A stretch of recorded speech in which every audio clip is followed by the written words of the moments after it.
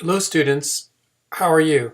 This is an experiment of me trying to see how it works to give you a lecture through video recording and YouTube. First off, I want to appreciate everybody for the amazing work that we did in the sharing around the genograms and the notion of the first order genogram, which is kind of what it's like when you're in the system, and it's hard to see the forest from the trees when you're in the system. And then this other concept that we started to develop of second order cybernetics, which is what it's like is if you could see the system from somewhat more objective eyes.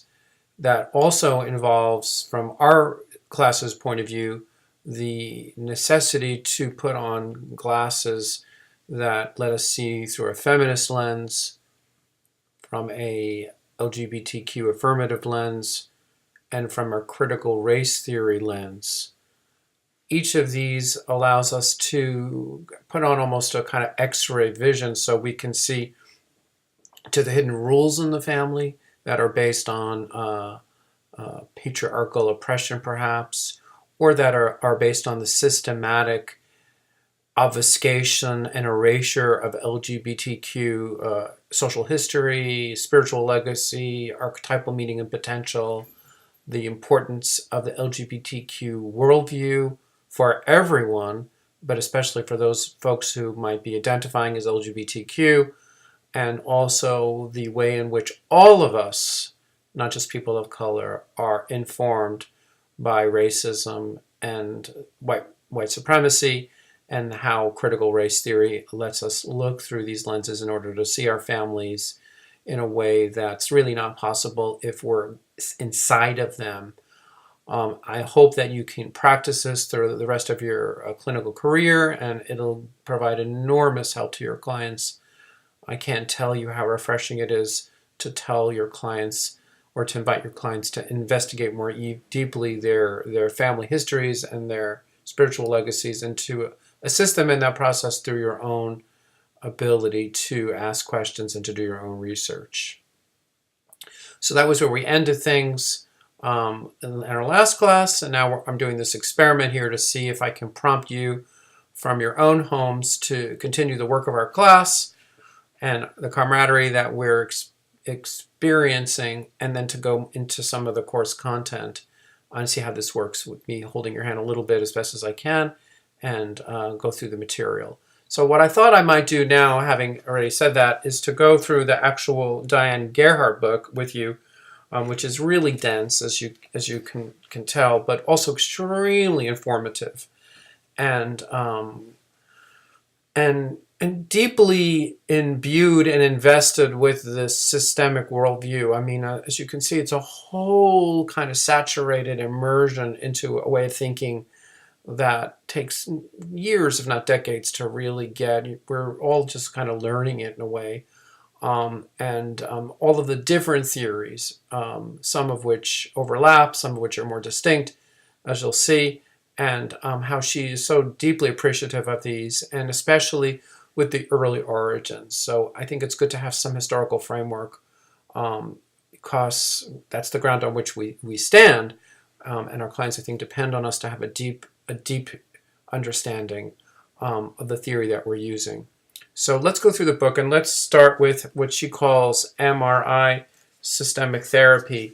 As you might remember from lecture I gave maybe the first week of class, but also from your Family Systems 1 class, is the MRI is really the beginning of systemic thinking as a theory of knowledge, as an epistemology.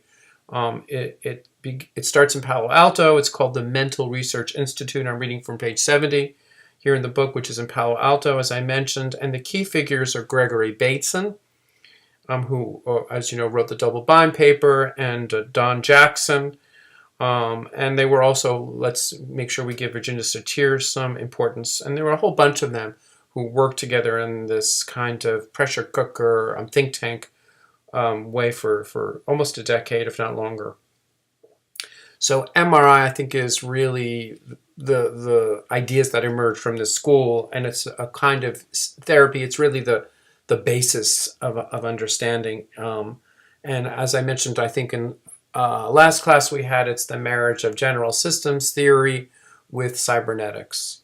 And to basically enter into the family environment as if it's a black box, not like Freud's intrapsychic world where the people have all kinds of multiple universes taking place inside their mind, but more in terms of looking at the interactional patterns in the family, i.e. the black box, and to look in a kind of logical way at the sequencing of things that happen between one person in the family, another person in the family, another person in the family, and then how to provide logical solutions, and then to educate the family to come up with a new structure, a new way of seeing things.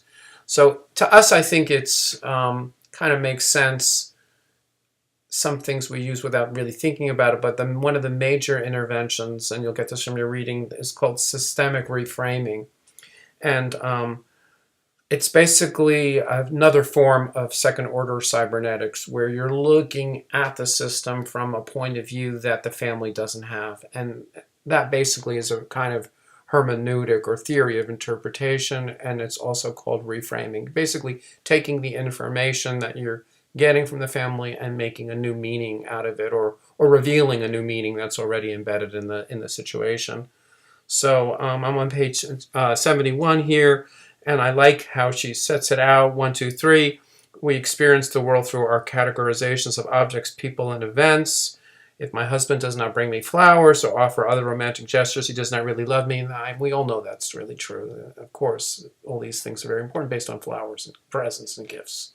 So, if you don't get the flowers, that means the person doesn't love you. Number 2, once an object or a person or event is categorized, it is very difficult to see it as part of another category. Our relationship must be in trouble if he has stopped being romantic. Of course, this is a gay relationship. I'm sure Diana is referring to a gay relationship. And then 3, reframing uses the same fact that supports one characterization to support another characterization. Once a person sees things using the second perspective, it is difficult to see the original situation in the same way. For example, my husband's drop in romance may mean that he has become more comfortable and authentic in the relationship rather than playing courting games. It could be a sign of deepening commitment. That may not fly in certain situations, but I think you get the point of taking the information and kind of providing a new way of thinking about it that in some ways makes as much if not more logical sense than the first supposition. And that's something that the family therapist is invited to do on a regular basis, and to let the family know that that's part of your job, is to do this reframing. As you see, it's very different from the process one way we teach you sometimes. Perhaps good, perhaps not so good, to only take the client's meanings and to not be impinging or impose meanings. This is a different way of organizing the session and of providing information based on your theoretical orientation. So let's take a little look at some of the people she mentions. Don Jackson, John Weakland, all of these are very famous people. They might go in one ear and out the other with you, but it's something you might need, especially for your exam, or maybe one day you'll want to be teaching some of this stuff. Sometimes clients like to know about this, and one way of helping clients is to give them some historical information. Paul, I've never known how to pronounce this guy's name, but his one try is Watzlawick, Paul Watzlawick. Another big intervention in the MRI school, as you can see on page 72 and 73, is rather than fixing the problem of interactional sequencing, is to interrupt it. So interrupting positive feedback, interrupting triangulation, interrupting family projection process is a way that we often talk about what to do in the family. Is you're dealing with the homeostatic influx and output, and you're basically working with the homeostasis. You may not necessarily be trying to fix the problem.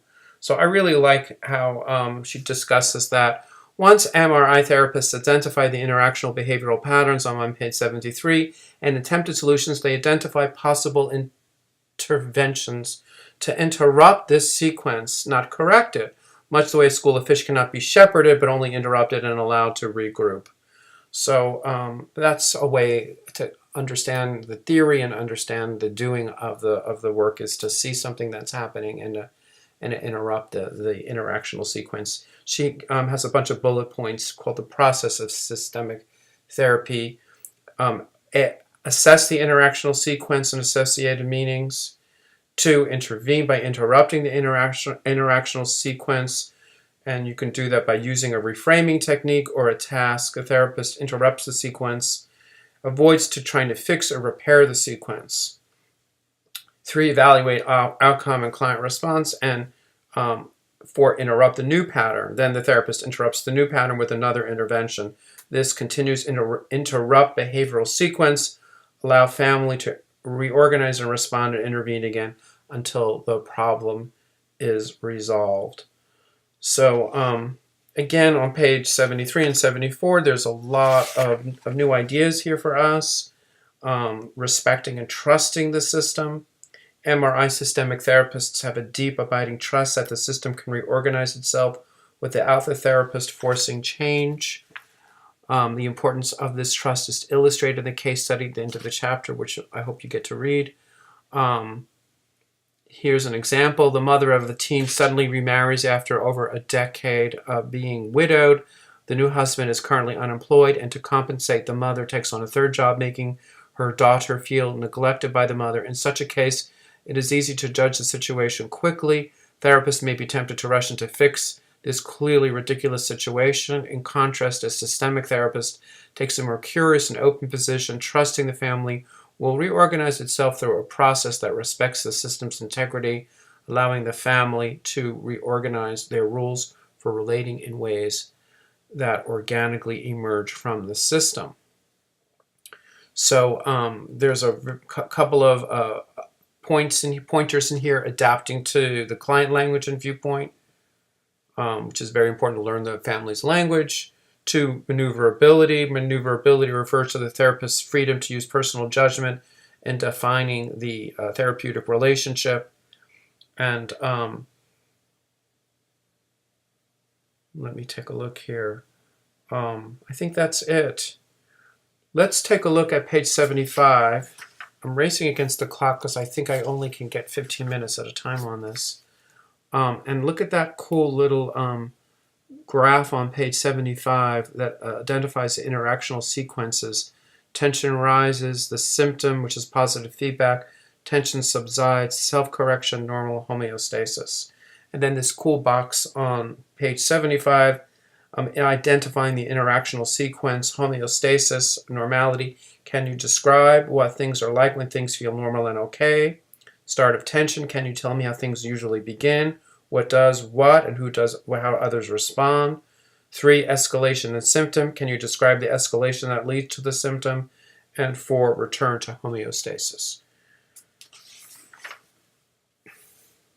So if you look through that chapter, you'll see a few more items, including the importance of metacommunication, which is the way people say things, complementary and symmetrical patterns, which are very, very big in relationship, where either the people are kind of like the same or they're really opposites. And then there's a whole list of different opposites that you see a lot in families: pursuer, distancer, the logical one, the emotional one, the helpless one, the rescuer, the overfunctioner, the underfunctioner, the good parent, bad parent, social versus recluse, and oversexed and undersexed. And as you may be already gathering from what we're talking about here, rather than fix these dilemmas or interactional patterns, the idea is to develop that second order cybernetic perspective where you're identifying the sequence and the interactional pattern, and then basically translating that to the family or to the couple and seeing what they think about it, because they may not be aware that what's causing them suffering are these dialectics or oppositions. So when you bring them up and ask them what they think, already that starts the process of change. A lot of what you're doing with these families, rather than fixing, although sometimes